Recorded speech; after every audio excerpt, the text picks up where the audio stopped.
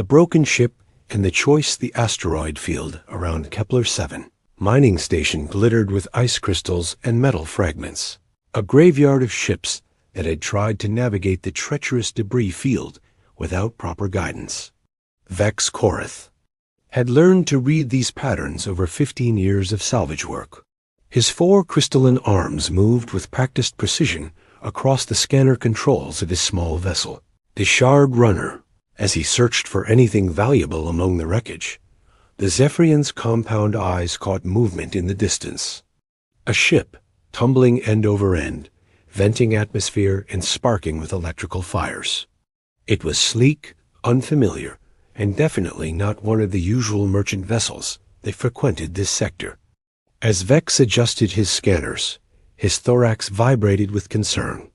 The ship's design was human. Humans didn't come to this part of space.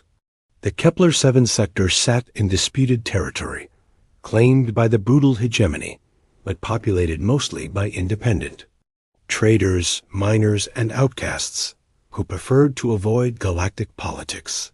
For a human ship to be here meant either desperation or something much more dangerous. Vex's ship intercepted the distress beacon automatically. The signal was weak, failing, but it carried a standard emergency code. Someone aboard that vessel was still alive. His people, the Zephyrians, had a saying, "Crystal grows only where light touches it." It meant that good things happened only when someone chose to make them happen. But it also meant taking risks. The smart choice would be to report the wreckage to the station authorities and let them handle it. Humans were dangerous. Everyone knew that. They fought wars across half the galaxy, made enemies easily, and had technology that could level planets. Getting involved with human affairs was asking for trouble. But as Vex watched the failing ship spin through space, he noticed something that made his decision for him. Small pieces of debris were breaking away from the hull, but they weren't. Random, they formed a pattern, an old spacer's code that meant injured aboard, immediate assistance required. Someone was still conscious enough to create that signal, still fighting to survive. Vex had lost his own family to hegemony raiders 12 years ago. His mate and their young clutch had been aboard a transport that was attacked for its cargo. Of rare minerals, no one had come to help them. No one had even tried. The memory of that loss still made his exoskeleton ache with phantom pain. He couldn't leave someone else to die the same way. The Shard Runner accelerated toward the damaged vessel, its small engine straining against the gravitational chaos of the asteroid field. As Vex drew closer, he could see the extent of the damage. The ship's entire port side was torn open, and scorch marks suggested weapons fire. This hadn't been an accident. Someone had attacked this vessel deliberately. Docking with a tumbling, damaged ship was one of the most dangerous maneuvers in space. Vex had to match the rotation, seal his ship's airlock to a compromised hull, and hope the connection would hold long enough to get inside. His 4 arms worked the controls with careful precision, each movement calculated to avoid disaster. The docking clamps engaged with a sound like breaking crystal. Vex quickly donned his emergency suit and moved to the airlock. The atmosphere. Readings from the human ship were bad, but not fatal.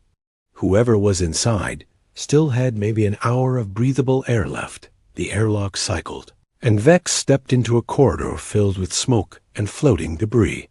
Emergency lighting cast everything in harsh red shadows. The artificial gravity was failing, making movement difficult. He followed the trail of damage toward what looked like the ship's bridge. That's where he found her. The human woman was trapped beneath a fallen support beam, her left leg clearly broken, and her face pale from blood loss. But her eyes were alert, focused, and when she saw Vex approaching, she didn't show fear. Instead, she spoke in clear, accented galactic standard. "Thank you for coming. I wasn't sure the signal got through." Her voice was steady, despite the pain she must have been feeling.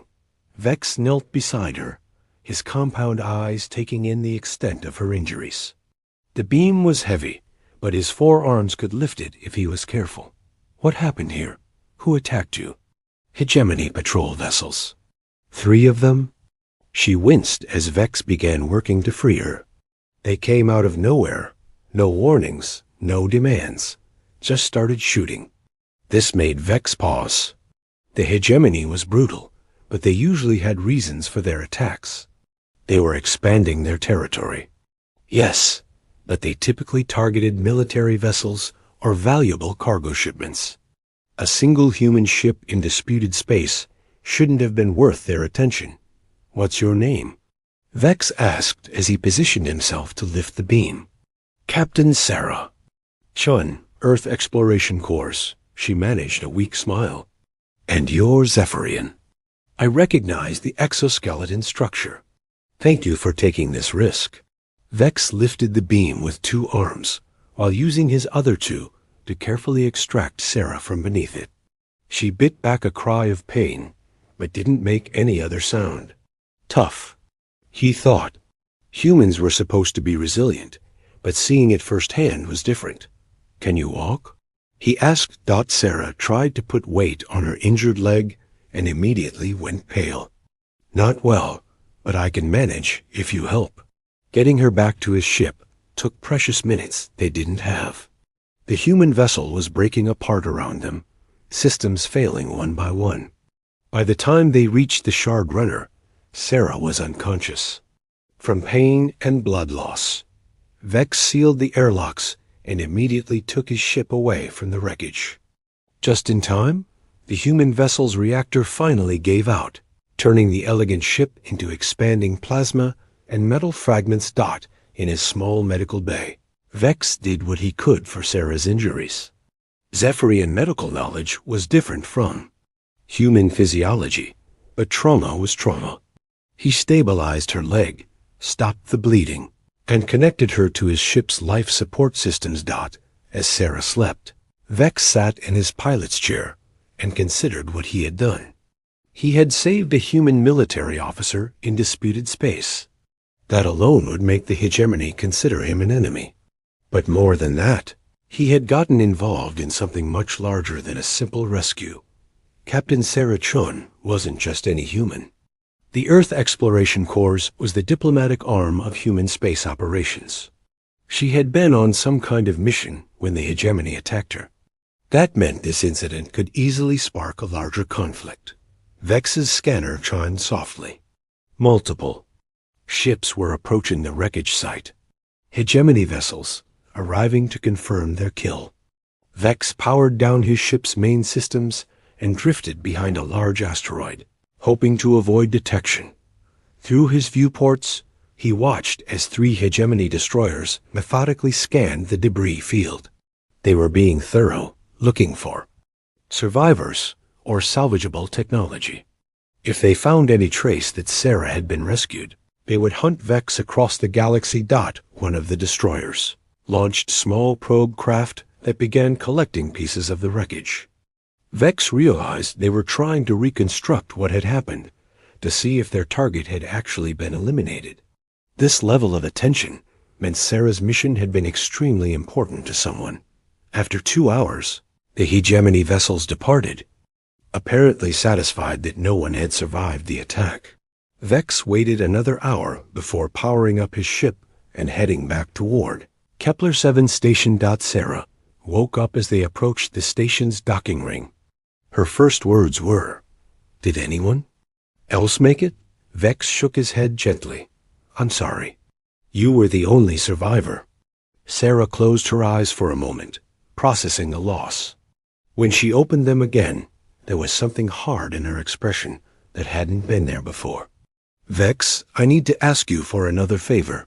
I need to send a message. To your people?" "Yes. What happened here isn't random. The hegemony knew exactly where to find me, knew what ship I was flying. Someone fed them information about a classified diplomatic mission." Sarah struggled to sit up. "My crew died because of a betrayal, and the mission they died for is still critical to preventing a war." Vex helped her into a more comfortable position. "What kind of mission?" Sarah looked at him carefully, as if weighing whether to trust him with sensitive information. Finally, she spoke.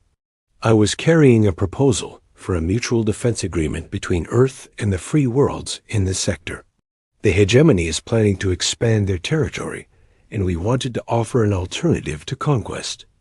And now? Now they think they've stopped it, but they don't know about you. Sarah's eyes met his compound gaze. Vex, you didn't just save my life. You might have saved dozens of worlds from being enslaved. The weight of this responsibility settled on Vex like a physical burden. He had thought he was simply rescuing someone in distress. Instead, he had become part of the struggle that could reshape the entire sector. What do you need? He asked. Sarah smiled, and for the first time since it found her, it reached her eyes. Access to a long-range communications array. And then we wait to see if humanity keeps its promises. As the Shard Runner docked at Kepler 7 station, neither Vex nor Sarah could have imagined how quickly and dramatically their galaxy was about to change. The message Sarah would send would travel faster than light across human space, carrying news of an attack, a rescue, and a debt that demanded payment. And humanity, as Sarah well knew, always paid its debts. Asterisk. The signal and the response. The communications array on Kepler 7 station was old, patched together from salvaged parts, and held together by hope and creative engineering. But it was powerful enough to punch a signal through the quantum phone, too. The nearest Earth communications relay, 47 light-years away. Vex watched Sarah work at the communications console with professional efficiency despite her injuries. Her fingers moved across the alien interface with practiced ease, adapting to Zephyrian technology as if she'd been trained for exactly this situation. Impressive, Vex commented. Most species need weeks to learn our systems. Sarah glanced up. From her work. First rule of exploration. Be ready to communicate with anyone, using anything. She returned to encoding her message. Besides, Zephyrian crystal matrix interfaces are actually quite logical once you understand the harmonic principles. The compliment made Vex's exoskeleton vibrate with pleasure. Most aliens considered Zephyrian technology primitive, all crystalline. Growth and harmonic resonance instead of the metal and plasma systems favored by other species. There, Sarah said, leaning back. Message encoded and ready for transmission. But Vex, once I send this, everything changes. The hegemony will know.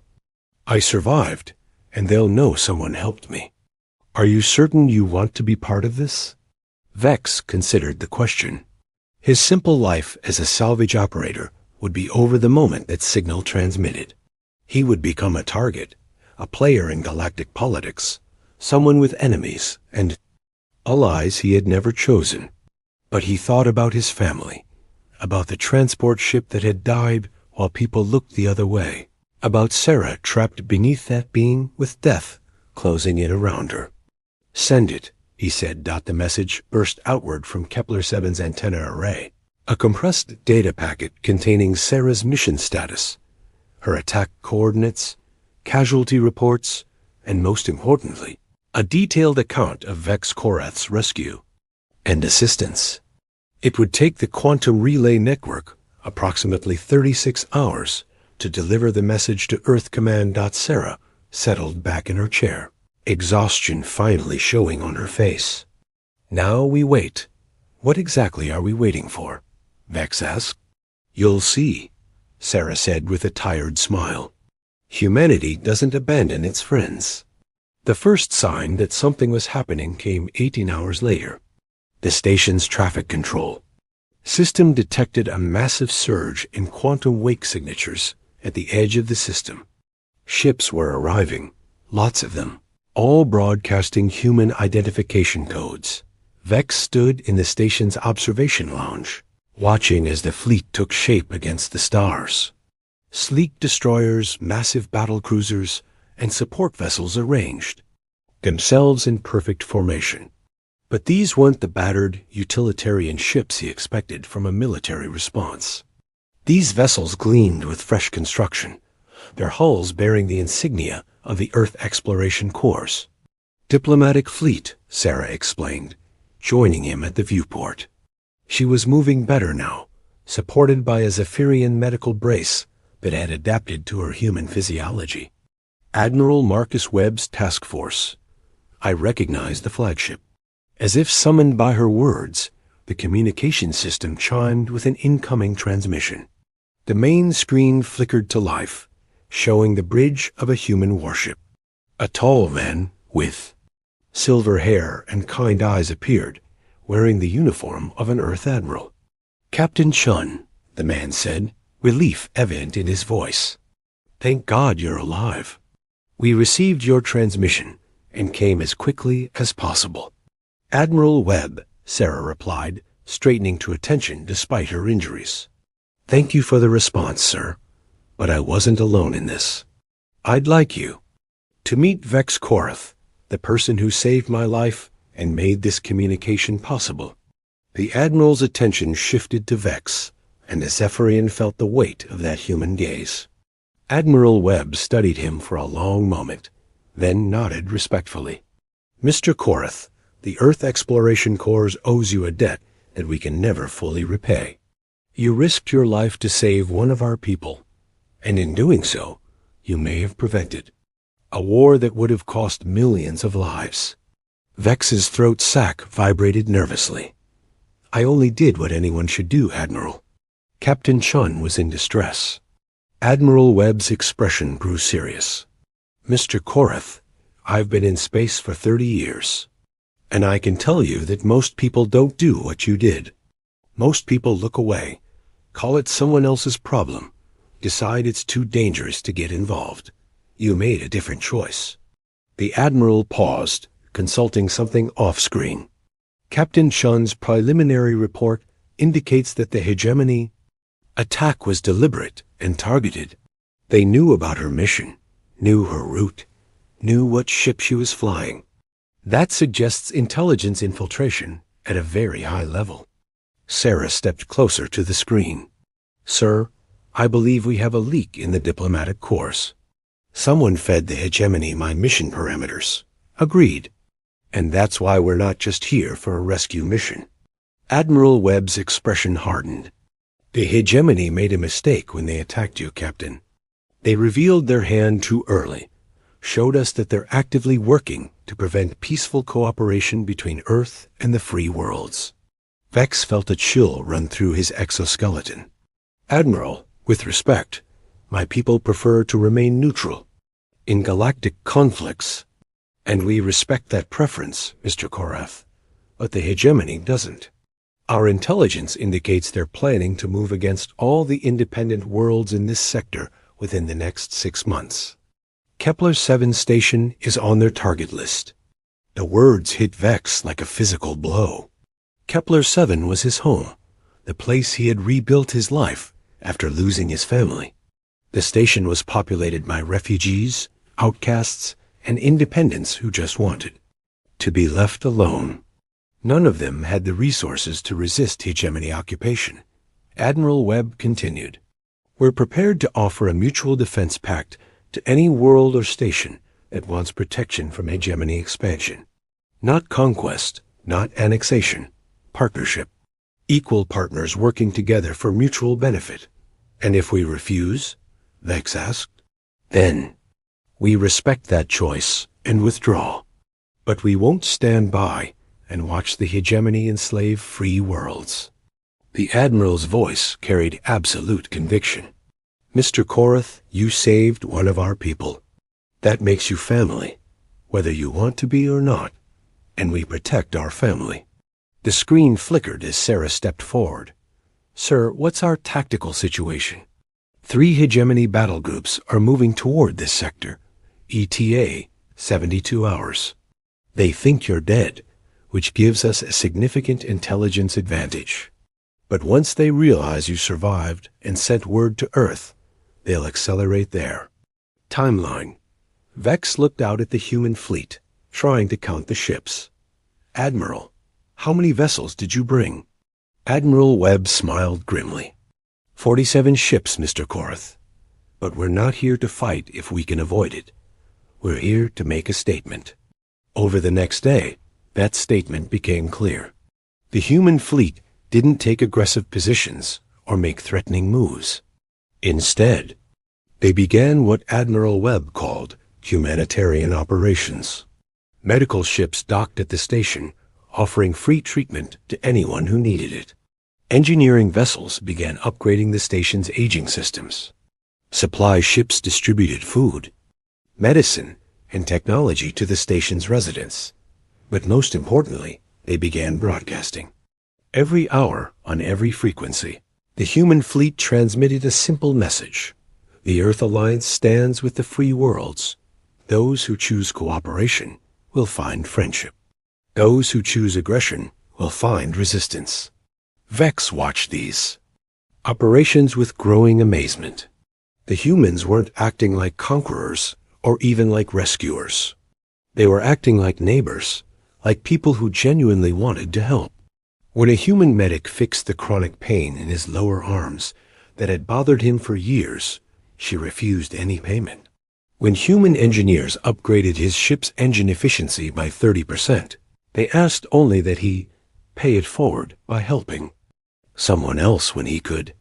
This is how you build alliances, Sarah explained as they stood in the observation lounge, watching human and alien workers collaborate on station repairs. Not through fear, obligation, but through genuine partnership. Can the hegemony? Sarah's expression darkened. They're about to learn that attacking Earth personnel has consequences. The hegemony fleet arrived exactly on schedule. 3 battle groups expecting to find a defenseless mining station ripe for conquest. Instead, they found 47 human warships arranged in defensive formation around Kepler-7, with more ships arriving every hour through quantum jump points. The confrontation, when it came, was brief. The hegemony commander, Regent Thax, opened communications with obvious anger. Human vessels, you are in violation of territorial boundaries. Withdraw immediately or face the consequences. Admiral Webb's response was calm and measured. Regent Thax, we are in neutral space at the invitation of Kepler-7 Station's Governing Council. We have no territorial claims here, but we will defend our allies. Allies? Thax's laugh was harsh. A collection of refugees and outcasts? These worlds have no strategic value. Every world has value, Regent. Every life has value. That's the difference between us. The battle that followed wasn't really a battle at all. The hegemony had expected to face a mining station with minimal defenses. Instead, they found themselves outnumbered and outgunned by one of Earth's most advanced fleets. After losing 2 destroyers to precise surgical strikes that targeted only weapons and engines, Regent Thax ordered a retreat, but the real victory wasn't military. Within hours of the hegemony withdrawal, 7 more systems in the sector requested Earth protection. Within a week, 15 independent worlds had signed mutual defense agreements. Within a month, the entire sector had been transformed from a collection of isolated, vulnerable outposts into a unified coalition of free worlds working together under Earth's protection. And at the center of it all was Vex Korath, the salvage operator who had made a simple choice to help someone in need. His name became known throughout the sector, not as a hero, but as the person who proved that individual actions could change the course of history. The last time Vex saw Sarah Chun, she was preparing to depart for Earth aboard Admiral Webb's flagship. Her injuries had healed, and she was eager to resume her diplomatic work with the new alliance. Thank you, she said simply as they stood in the docking bay, for everything. Vex's compound eyes reflected the lights of the bustling station around them.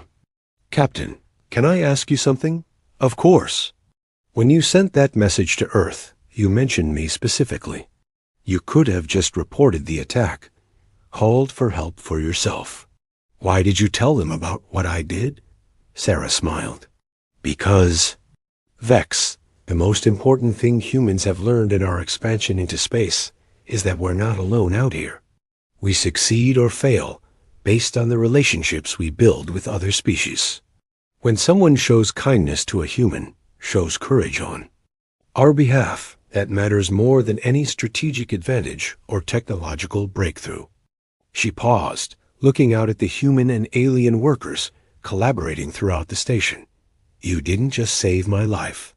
You reminded us that there are good people throughout the galaxy, people worth protecting, worth working with, worth calling friends.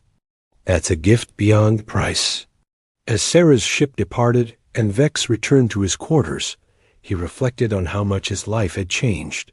He was no longer just a salvage operator, working alone in the asteroid fields. He was now a recognized member of the Earth Alliance, with friends and allies across dozens of worlds. His simple act of compassion had grown into something far larger